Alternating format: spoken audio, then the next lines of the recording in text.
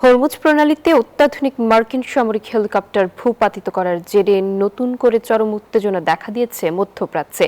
এ ঘটনার জন্য সরাসরি তেহরানকে দায়ী করে ইরানে ব্যাপক প্রতিশোধমূলক হামলা চালিয়েছে যুক্তরাষ্ট্র।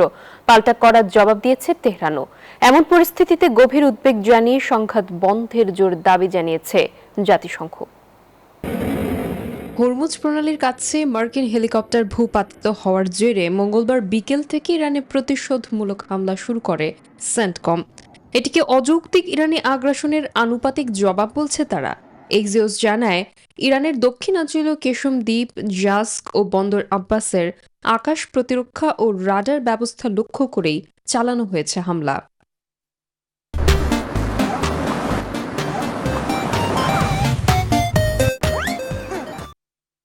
এর আগে হেলিকপ্টার ভূপাতিত করার নজিরবিহীন এই ঘটনার জন্য সরাসরি ইরানকেই দোষ দেন মার্কিন প্রেসিডেন্ট ডোনাল্ড ট্রাম্প।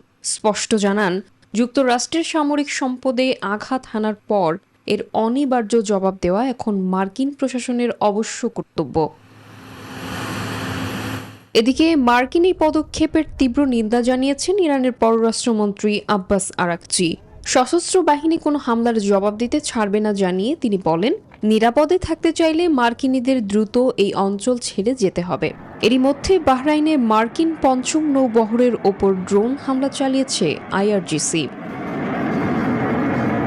মধ্যপ্রাচ্যে নতুন করে ছড়িয়ে পড়া এই সংঘাতে গভীর উদ্বেগ জানিয়েছে জাতিসংঘ।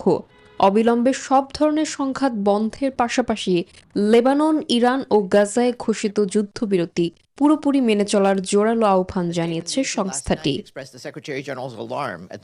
Desk report, news 24।